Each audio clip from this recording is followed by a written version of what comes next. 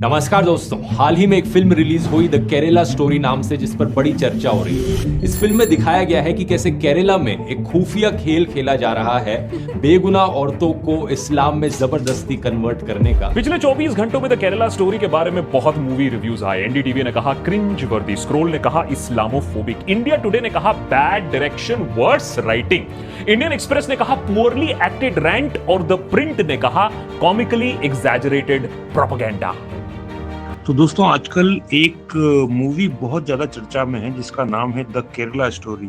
और केरला स्टोरी को लेकर के दोस्तों अलग अलग प्रकार के ओपिनियन, अलग अलग प्रकार की राय और मशवरे आपको देखने को मिल रहे होंगे।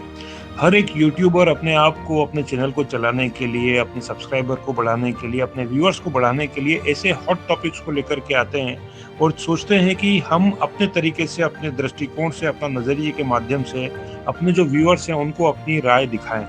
दोस्तों, यहाँ पर एक बहुत इंपॉर्टेंट चीज होती है जिसको बोलते हैं ब्रेन वॉश। जिस तरीके से किसी एक व्यक्ति का ब्रेन वॉश किया जाता है, यदि आप किसी एक यूट्यूबर को बार बार देखते हैं तो दोस्तों आपका भी एक ब्रेन वॉश होने लगता है और आपको विश्वास होने लगता है कि नहीं, ये यूट्यूबर शायद सच बोल रहा होगा। तो दोस्तों, हर बार किसी न किसी तथ्यों को सही तरीके से, गलत तरीके से तोड़कर, मड़ोड़कर, अपने मतलब की बात को बता करके ये साबित करने की कोशिश की जाती है कि उनका ओपिनियन सही है। जहां तक दोस्तों सोशल मीडिया या यूट्यूब या इंस्टाग्राम की बात है, तो सबसे बढ़िया तरीका होता है कि आप जो सरकार है, जो गवर्नमेंट है, जो सबसे बड़ा नेता है, उसके विरुद्ध बोलिए, उसके खिलाफ बोलिए, उसके बारे में ढूंढ करके सारी कमियों को सामने लेकर के आइए और उसको तोड़ मरोड़ करके, तथ्यों को प्रस्तुत करके अपना चैनल चलाने के लिए या अपनी बातों को सच बताने की कोशिश करना चाहिए। और जो ऐसे लोग हैं जो कि एंटी गवर्नमेंट या एंटी लीडरशिप वाले होते हैं, उनको अटैक करने की कोशिश की जाए। और धीरे धीरे दोस्तों आपको ये विश्वास होने लगता है कि शायद वो जो यूट्यूबर है, जो इन्फ्लुएंसर है, वो शायद सही बात कर रहा होगा। तो दोस्तों, इन सारी बातों को देखने के बाद में लेकिन जो तथ्य हैं, जो सच है, उसको आप झुठला नहीं सकते। दोस्तों, कोई भी मूवी, कोई भी पिक्चर या कोई भी चीज, कोई भी खबर बिना किसी मतलब के नहीं होती। दोस्तों, धुआं तभी उठता है जब आग लगती है। तो दोस्तों, जानने की कोशिश करते हैं कि ये यूट्यूबर बेसिकली क्या है और किस तरीके से आपको सच बताते हैं, और कुछ रिएक्शन के माध्यम से जानने की कोशिश करते हैं कि ये जो मूवी है केरला स्टोरी, इसका सच क्या है। तो दोस्तों, इस वीडियो में आप जानेंगे बहुत सारे सच के बारे में और बहुत सारे ऐसे वीडियोस और ऐसे तथ्यों के बारे में हम बात करेंगे जिसके बारे में आपको जानना चाहिए और आपको पता होना चाहिए कि ये जो यूट्यूबर्स हैं ये कितने जिम्मेदार हैं और कितने गैर जिम्मेदार हैं, और ये देखिए, किस मैं ये तरीके से नहीं कह रहा हूं कि आपका ये ब्रेन सारे वॉश कर रहे रिव्यूज हैं। गलत हैं, लेकिन एक टाइम था जब इन फिल्म रिव्यूज के कोई मायने होते थे, इनकी कोई वैल्यू होती थी। ये रिव्यूज फिल्म का मेक और ब्रेक करते थे। लोग भी इन रिव्यूज को ध्यान से पढ़ते थे। फिर acting, action, direction, story line, cinematography, अच्छा कम से कम गानों पर पिक्चर को आंकते थे। लेकिन आजकल ये चीजें नहीं देखी जाती हैं। न्यू इंडिया की ऑडियंस अब अलग हो चुकी है, उन्हें कुछ और चाहिए। तो दोस्तों, इन भाई साहब को देख लीजिए कि ये लगता है कभी कंफ्यूज कर रहे हैं या कंफ्यूज खुद हैं अपने आप में, यही समझ में नहीं आता। कभी तो ये सिनेमेटोग्राफर बन जाते हैं, कभी ये राइटर बन जाते हैं, कभी ये एक्टर बन जाते हैं। ये समझ में नहीं आता कि ये अपने आप में कंफ्यूज हैं या आप लोगों को ड्रग दो, मुझे ड्रग दो। एक तरीके से ये जो चाहिए इसे एक ड्रग ही समझ लीजिए। और ये नया पार्टी वाला ड्रग कौन सा ड्रग है, कैसे लोगों को पहुंचाया जाए, डिलीवरी मैकेनिज्म क्या है, ये बातें डायरेक्टर सुदीप्तो सेन और केरला स्टोरी में 30 करोड़ रुपए लगाने वाले प्रोड्यूसर्स ने अच्छी तरीके से समझा है। वैसे इसमें कोई ज्यादा रॉकेट साइंस वाली भी बात नहीं है, मैंने इतना भी क्रेडिट नहीं देना चाहिए।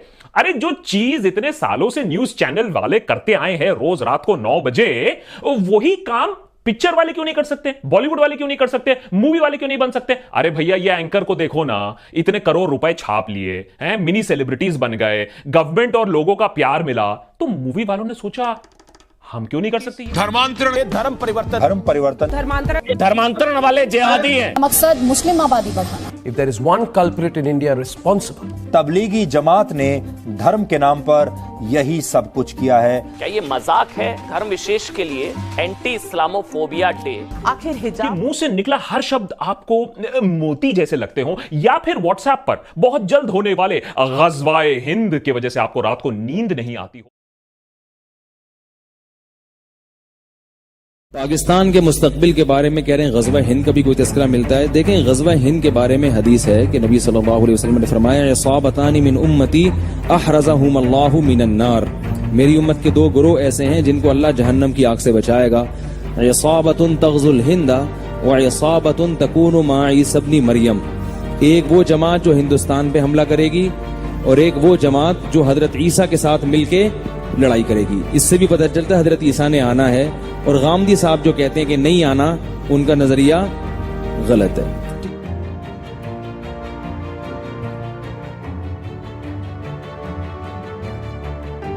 तो दोस्तों अब हम बात करते हैं द केरला स्टोरी मूवी के बारे में। ये 3 सहेलियों की कहानी है जिनका कि इस्लाम में कन्वर्जन होता है, जिसमें एक मुख्य पात्र या अभिनेत्री हैं जिसका की नाम है शालिनी उन्नी कृष्णन, जो कि एक केरलाइट हिंदू ब्राह्मण परिवार से आती हैं।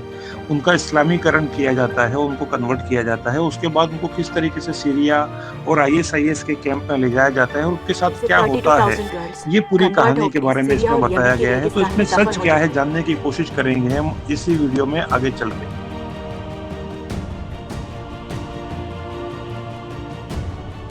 तो दोस्तों ये पिक्चर 4 लड़कियां का आईसिस ज्वाइन करने की घटना पर आधारित है, जो कि रियल लाइफ है। अब इससे पहले कि हम उन चारों पर आए, ये बताना भी जरूरी है कि इस पिक्चर का एक बहुत बड़ा अंग वो बिल्कुल सच है। आईसिस का जुल्म, आईसिस का एजेंडा, आईसिस के सेक्स स्लेव, आईसिस के राज में शरिया, ये सब काफी डिटेल में दर्शाया गया है। आईसिस का इंस्टेंट जस्टिस, आईसिस के ड्रग्स का इस्तेमाल और आईसिस के अंडर औरतों का क्या हाल होता है, ये सब डायरेक्टर सुदीप्तो सेन ने बिल्कुल बहुत बेखूबी से दिखाया है, बहुत ब्लंटली दिखाया है, काफी गोरी तरीके से दिखाया है, काफी खून खराबा है, काफी असॉल्ट है। उन्हें आईसिस के पास भेजा जा रहा है। इस फिल्म के और फिल्म डायरेक्टर के अनुसार करीब 32,000 लड़कियों के साथ ऐसा किया गया है, जो कि आज के दिन सीरिया और यमन के रेगिस्तान में दफन। क्या है इसके पीछे की असली कहानी और इस चीज में कितनी सच्चाई है, आइए जानने की कोशिश करते हैं आज के इस वीडियो में। मेरे जैसे 32,000 तानाशाह एडोल्फ हिटलर ने अपनी एक किताब लिखी थी माइन काम्फ नाम से। इस किताब में इसने बताया था एक प्रोपेगेंडा टेक्निक के बारे में जिसका नाम था बिग लाई। हिटलर का कहना था लोगों को बहकाने के लिए इतना बड़ा झूठ बोलो, इतना बड़ा झूठ बोलो कि लोगों को लगे यार कोई इतना बड़ा झूठ थोड़ी बोल सकता है।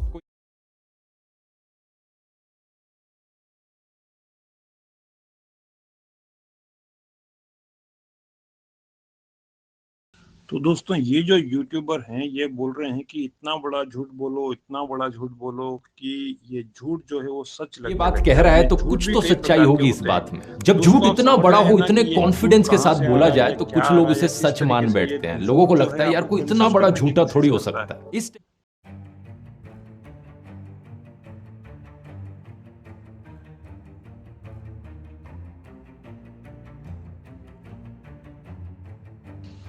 तो दोस्तों एक दार्शनिक और फिलोसोफर वैन डायर ने कहा है, छोटा उन्होंने मुझे बताया, पूछा कि इस कमरे में लाल रंग कितनी जगह देखी। आप भी एक बार जरा देख के बताओ। तो 7-8 जगह लाल रंग दिख रहा है यहाँ पे। 1 ये 2, वो लाल रंग टी शर्ट पे 3 4 5, ये लाल हो गया 6, उधर लाल हो गया 7, एप्पल लाल बिल्कुल ठीक 7। पर जब आप लाल रंग ढूंढ रहे थे तो क्या आपको हरा रंग दिख रहा था? Yes no? जब आप लाल रंग ढूंढ रहे थे तो क्या आपको काला रंग दिख रहा था? Yes no? नो। जिंदगी भी ऐसी है, जो ढूंढोगे वही मिलेगा। के एडिशन में एक दूसरी प्रोपेगेंडा टेक्निक बताई थी हिटलर के प्रोपेगेंडा मिनिस्टर जोसेफ गोबल्स ने। गोबल्स ने कहा कि रेपिटेशन भी यहाँ पर बहुत जरूरी है। इस बड़े झूठ को बार बार दोहराते रहो। इतनी बारी इस बड़े झूठ को दोहराओ कि लोगों को 4-4 अलग अलग सोर्सेज से यही झूठ सुनने को मिले। ऐसा करने से लोग और कन्विंस हो जाते हैं। फिर एक तीसरी टेक्निक बताई जाती है हाफ ट्रूथ की। बीच बीच में अपनी बातों में आधा सच भी घोल दो, क्योंकि क्या है ना,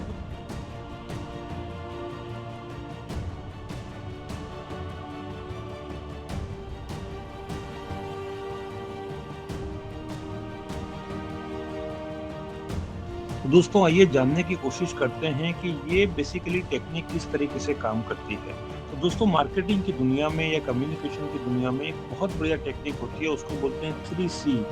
3C का मतलब ये होता है, पहला C जिसको हम बोलते हैं कन्विंस करना, कि आप जो तथ्यों के आधार पर, जो फैक्ट्स हैं उसके आधार पर आप चीज़ों को कन्विंस करने की कोशिश कीजिए। दूसरा होता है कंफ्यूज, कंफ्यूजन का मतलब ये होता है कि आप उस व्यक्ति को 2, 3, 4 प्रकार के ऐसे सर्कमस्टांसेस या ऐसे ऑप्शंस बताइए और उसको बोलिए कि मैं इसका जवाब आप पे छोड़ता हूँ, कमेंट बॉक्स में कमेंट करके बताइए। प्रोपेगेंडा टेक्निक्स, क्योंकि आज आप इस वीडियो में देखोगे कि कैसे इन तीनों टेक्निक्स का इस्तेमाल किया गया है लोगों को बहकाने के लिए। द केरला स्टोरी फिल्म के डायरेक्टर सुदीप्तो सेन से पूछा गया कि ये फिल्म कौन सी सच्ची घटनाओं से इंस्पायर्ड है। इन्होंने कई चीजें कही यहाँ पर। पहला इन्होंने कहा साल 2010 में केरला के जो फॉर्मर चीफ मिनिस्टर थे ओमन चांडी, उन्होंने एक स्टेटमेंट दी थी केरला की असेंबली में। आप इस स्टेटमेंट को गूगल कर सकते हो और कुछ एक इंडिया टुडे की रिपोर्ट सामने आती है। 2500 औरतें, इस्लाम, केरला, ओमन चांडी, बात तो सही है। फिर कहा गया कि एक और former chief minister of Kerala VS Achuthanandan ने एक समय पर कहा था कि केरला अगले 20 सालों में इस्लामिक स्टेट बनने वाला है। आप इस चीज को गूगल पे सर्च करते हो और आपको यूट्यूब या ट्विटर पे वीडियो दिखता है तो लगता है यार हाँ ये बात भी सही है। फिर फिल्म के टीजर में दिखाया जाता है एक लड़की कहती है कि मैं फातिमा हूँ और मैं अफगानिस्तान की जेल में हूँ। आप इस चीज को गूगल पे सर्च करते हो और द हिंदू का एक न्यूज आर्टिकल दिखता है, फातिमा, अफगानिस्तान की जेल, इस्लामिक स्टेट। ये चीज भी सही है। यही सारी चीजें दोस्तों एक बढ़िया एग्जाम्पल है हाफ ट्रूथ का। ज्यादातर ऊपर से हेडलाइंस पढ़ लेते हैं लेकिन डिटेल में नहीं जाते। पहले आर्टिकल की बात करते हैं, साल 2012 का ये इंडिया टुडे का आर्टिकल। केरला के फॉर्मर चीफ मिनिस्टर ओमन चांडी इन्फॉर्म करते हैं स्टेट लेजिस्लेचर को कि साल 2006 से 2012 के बीच में 2667 औरतों ने इस्लाम में कन्वर्ट किए। 6 सालों में करीब 2500 औरतों ने। लेकिन बात नोट करने वाली ये है कि क्या उन्होंने कभी भी फोर्स्ड कन्वर्जन शब्द का इस्तेमाल किया। उन्होंने कहा कि हम अपनी स्टेट में कोई फोर्स्ड कन्वर्जन नहीं होने देंगे और ना ही हम मुसलमानों के खिलाफ हेट कैंपेन टॉलरेट करेंगे लव जिहाद के नाम पर। क्या यहाँ पर कहीं भी मेंशन किया गया कि कोई भी कन्वर्टेड औरत आईसिस को जाकर ज्वाइन कर रही है? तो नहीं। दूसरी साइटेशन देखते हैं, former chief minister VS Achuthanandan का इंटरव्यू। ये केरला के चीफ मिनिस्टर रहे थे 2006 से लेकर 2011 के बीच में। जो वीडियो फैलाया जा रहा है उनका पुराने वाला, इसे सनशाइन पिक्चर्स ने अपलोड किया था, सेम कंपनी जिसने फिल्म बनाई है। सबसे पहली चीज तो इन्होंने इंग्लिश सबटाइटल्स के साथ छेड़छाड़ करी। जो शब्द उनके द्वारा बोले जा रहे हैं और जो सबटाइटल्स यहाँ लिखे जा रहे हैं वो सही नहीं है। दूसरी चीज, यहाँ पर वीएस अच्युतानंदन एक्चुअली में पीएफआई को स्ट्रांगली क्रिटिसाइज कर रहे थे, ये कहते हुए कि वो और धर्मों के यूथ को इन्फ्लुएंस करने की कोशिश कर रहे हैं, जबरदस्ती पैसे देकर उनकी मुसलमान औरतों से शादी कराकर। यहाँ पर भी आईसिस का कोई मेंशन नहीं। दूसरी चीज, स्टेटमेंट को दिए हुए 13 साल हो चुके हैं। केरला आज भी उतना ही सेफ सेक्युलर स्टेट है जितना 13 साल पहले था।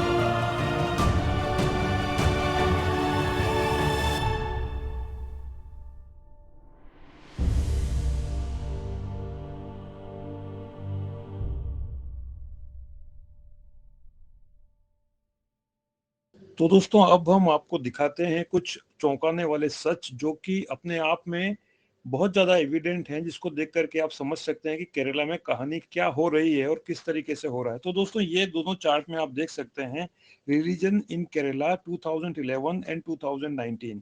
तो यहाँ पर 2011 में जहाँ पर हिंदू पॉपुलेशन 54.73 थी, ये हिंदू पॉपुलेशन 41.04 हो गई है।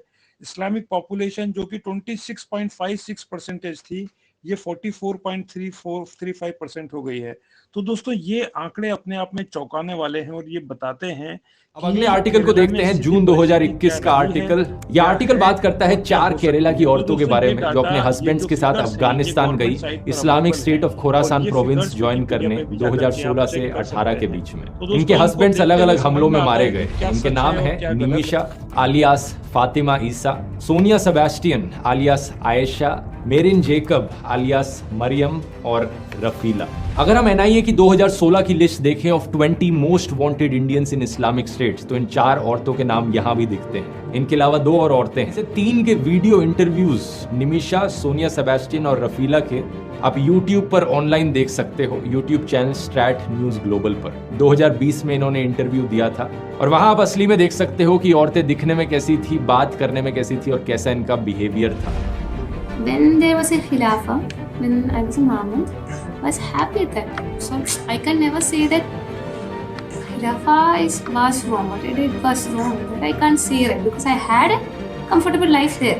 इस वीडियो को देखने के बाद कोई भी देख सकता है कि औरतें अभी भी कितनी ब्रेन वॉश्ड और रेडिकलाइज्ड हैं। लेकिन द केरला स्टोरी फिल्म की जो मेन कैरेक्टर है, कॉन्स्टेंटली वो सिंपैथी इवोक करने की कोशिश करती है।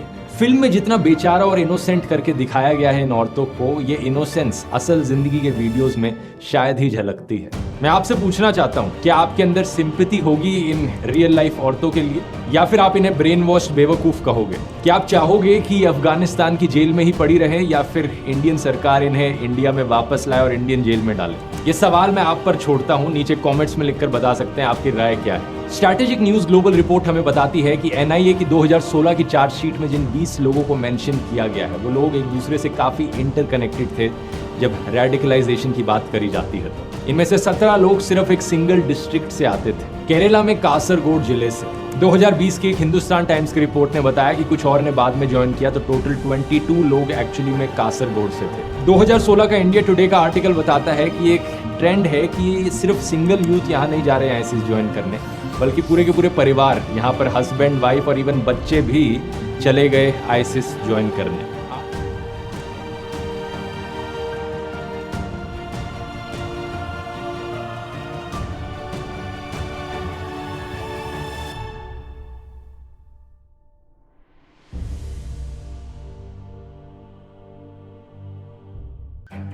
दोस्तों, ये बात बड़ी कंफ्यूज करने वाली है कि यहाँ पर लोग अपने परिवार के साथ, अपनी पत्नी के साथ, अपने बच्चों के साथ चले जा रहे हैं आईएसएस ज्वाइन करने के लिए। दोस्तों, ये आईएसआईएस ज्वाइन करने का मतलब क्या, कि पिकनिक मनाना है, या गार्डन में जाना है, या पार्क में जाना है, या बच्चों के साथ वेकेशन पे जाना है? दोस्तों, ये बहुत ही ज्यादा भ्रामक और कंफ्यूज करने वाला है कि लोग अपने परिवारों के साथ आईएसएस ज्वाइन करने के लिए जाने वाले हैं। दोस्तों, आप जानते हैं कि आईएसएस अपने आप में एक इतना खतरनाक संगठन है। में ये भी मेंशन किया गया है कि इससे पहले ज्यादातर आईसिस के रिक्रूट्स एक्चुअली में महाराष्ट्र, कर्नाटक और तेलंगाना से गए थे, केरला से नहीं। लेकिन ये स्टार्ट न्यूज ग्लोबल रिपोर्ट आगे की भी बात करती है। 2018 तक कहा गया कि करीब 60 इंडियंस ने अफगानिस्तान ट्रैवल किया, जिनमें से 26 मेल्स थे, 13 औरतें और 21 बच्चे। ये सब देखकर क्लियरली कहा जा सकता है कि एक प्रॉब्लम जरूर है यहाँ पर। लोगों को रेडिकलाइज किया जा रहा है, ब्रेन वॉश किया जा रहा है आईसिस ज्वाइन करने को। इंटरनेट के जरिए नए modes of communication open up हुए हैं। 2019 में union minister of state for home affairs G Kishan Reddy ने बताया कि इंडियन इन्वेस्टिगेटर्स ने पाया कि आईसिस एक्चुअली में डार्क वेब और एन्क्रिप्टेड प्लेटफॉर्म्स का इस्तेमाल कर रहा है लोगों को रेडिकलाइज करने के लिए और आतंकवादियों को रिक्रूट करने के लिए। लेकिन सवाल यहाँ पर ये उठता है कि ये प्रॉब्लम कितनी बड़ी है आखिर। फिल्म ने कहा कि 32,000 औरतों के साथ ऑलरेडी ऐसा किया जा चुका है केरला के अंदर। आइए इसके आंकड़े देखते हैं। Vladimir Voronkov, under secretary general of United Nations office of counter terrorism, इन्होंने बताया कि 110 देशों से करीब 40,000 फॉरेन टेररिस्ट फाइटर्स सीरिया और इराक में गए कॉन्फ्लिक्ट को ज्वाइन करने। 40,110 देशों से। एक और एस्टिमेट दिया 2018 की study international centre for the study of radicalisation King's College London ने 41,490 लोग 80 अलग अलग देशों से आईसिस से एफिलिएटेड। इनमें से 79% लोग आदमी हैं। इन दोनों रिपोर्ट्स के बेसिस पे एक एस्टिमेट लगाया जा सकता है करीब 40 से 42,000 फॉरेन टेररिस्ट हैं जो दुनिया भर से आईसिस को ज्वाइन करने गए। तो कितने इंडिया से हैं? अमेरिका के ब्यूरो ऑफ काउंटर टेररिज्म ने कंट्री रिपोर्ट्स पब्लिश करी साल 2020 में। इन्होंने कहा सितंबर 2020 तक एनआईए ने 34 टेररिज्म के केसेस इन्वेस्टिगेट किए थे और करीब 160 लोगों को इंडिया में अरेस्ट किया था आईसिस से रिलेटेड। डबल चेकिंग के लिए एक और सोर्स देख लेते हैं। ऑब्जर्वर रिसर्च फाउंडेशन ने एक पेपर पब्लिश किया था अक्टूबर 2019 में। इन्होंने कहा कि प्रो आईसिस केसेस 2014 और 2018 के बीच में इंडिया में थे करीब 180 से 200 के बीच। और ये 200 लोगों का जो अनुमान है यहाँ पर, इसमें सिर्फ वो लोग नहीं है जो एक्चुअली में आईसिस को ज्वाइन करने गए इंडिया छोड़कर, वो लोग भी हैं जिन्होंने आईसिस का प्रोपेगेंडा फैलाया इंडिया में इंटरनेट पर। एक तीसरा सोर्स भी देख लेते हैं। 2019 में इंडियन होम मिनिस्ट्री ने कहा था ये नंबर 155 पर है। अगला सवाल ये कि ये तो ओवरऑल इंडिया के केसेस हुए, केरला में कितने केसेस हैं? तो ये जो 180-200 केसेस का नंबर है, इसमें से 40 केसेस केरला के बताए जाते हैं। तो 200 इंडिया में, 40 केरला में। लेकिन ये नंबर हमें ये नहीं बताता कि एक्चुअली में कितने लोग आईसिस ज्वाइन करने गए थे, क्योंकि इसमें और आईसिस एफिलिएटेड लोग भी हैं, प्रोपेगेंडा फैलाने वाले लोग भी इंक्लूडेड है। एक्चुअली में कितने लोग गए आईसिस को ज्वाइन करने इंडिया छोड़कर? यूएस की डिपार्टमेंट ऑफ स्टेट की रिपोर्ट ने बताया कि करीब 66 नॉन इंडियन ओरिजिन फाइटर्स थे जो आईसिस से एफिलिएटेड थे एज ऑफ नवंबर 2020। सही सुना आपने, सिर्फ 66। 2018 की स्टैट न्यूज ग्लोबल रिपोर्ट ने भी 60 का ही फिगर दिया था, तो ये नंबर उसके बड़े आसपास है। तो इस ये केरला स्टोरी की इन दिनों काफी चर्चा। प्रधानमंत्री मोदी चाहते तो इस इंस्पिरेशनल कहानी के बारे में बता सकते थे लोगों को, लेकिन नहीं, झूठी फिल्म प्रमोट करनी। असली केरला स्टोरी है वो बड़ी प्राउड होने वाली बात है कि बाकी दुनिया के कंपैरिजन में इंडिया से कितने कम मुसलमानों ने आईसिस को ज्वाइन किया। और केरला यहाँ पर एक बड़ा ही जीता जागता एग्जाम्पल है इस यूनिटी इन डाइवर्सिटी का। जहां बड़ा झूठ फैलाया जा रहा है लव जिहाद को लेकर। फिल्म में दिखाया जा रहा है कि यहाँ पर जबरदस्ती धर्म परिवर्तन करने की कोशिश करी जाती है। क्या सच है इसके पीछे? ये मुझे मिला, वहाँ हम दोनों इंश्योरेंस सेल करते थे, तब ये मुझे मिला आदित्य सिंह बनके। मुझे अपने प्यार के झांसे में फंसाया और फिर शादी का झूठा वादा भी किया मेरे साथ। पहले शादी का झूठा झांसा लेके ले आया, फिर उसके बाद जो है इसने बोला कि मैं शादी जब करूंगा जब तुम मेरी फैमिली को अलॉट करोगी, मतलब मुस्लिम रीति रिवाज के अनुसार रहोगी। ये मुझे मिला, वहाँ हम दोनों इंश्योरेंस सेल करते थे, तब ये मुझे मिला आदित्य सिंह बनके। मुझे अपने प्यार के झांसे में फंसाया और फिर शादी का झूठा वादा भी किया मेरे साथ। पहले शादी का झूठा झांसा लेके ले आया, फिर उसके बाद जो है इसने बोला कि मैं शादी जब करूंगा जब तुम मेरी फैमिली को अलॉट करोगी, मतलब मुस्लिम रीति रिवाज के अनुसार रहोगी। मुझे इसका मीट जो है मेरे मुंह में ये फंसा दिया जाता था और ये हथेली ऐसे दबा दी जाती थी कि इसको चबा, इसे खा। एक 65 रुपए की पीतल की गोली आती है, 65 रुपए की, उससे मार के तुझे फेंक दूंगा, घुमाने ले जाऊंगा, पहाड़ी से फेंक दूंगा। मैं तुझे इस तरीके से जानवरों की तरह बांध के रखूंगा, घर में रखूंगा, कहीं नहीं जाएगी, कहीं नहीं आएगी। तेरा हशर वो करूंगा जो दुनिया भी याद करे। शादी नहीं की है, तुझे झूठ बोला गया है, तेरे साथ स्वांग रचाया गया है। वो मौलाना है जो है वो एक फ्रॉड इंसान है। मेरे साथ जब मुझे पता चला फ्रॉड हुआ है तो मैं ये कंप्लेन करने गई। मैंने जामिया नगर में थाने में मैंने यही सारी चीज़ें रिटर्न में दी हैं सर। ये जो दी थी मैंने पहली कंप्लेन, पुलिस वालों ने मेरे को उल्टा डराया धमकाया। फिर मैंने ये कंप्लेन देखी है सर, ये डीसीपी तक को मैंने दी है। फिर इसने जो है सुलहनामा करवाया ये कहकर शादी। ये मेरे पास वीडियो भी है जिसमें इसने बोला है कि मैं शादी कर लूँगा और शादी कर लूँगा, कोर्ट मैरिज तक कर लूँगा, और तुझे जो है शादी के जो भी प्रूफ चाहिए, क्योंकि निकाहनामा चाहिए था मुझे जो कि इसने अभी तक नहीं दिया था। मैं उसके लिए गई तो इसने बोला ठीक है मैं निकाहनामा भी तुमको दे दूंगा। ये थाने में बैठ के सर ये रही सारी इसकी रिकॉर्डिंग जो इसने बोला है।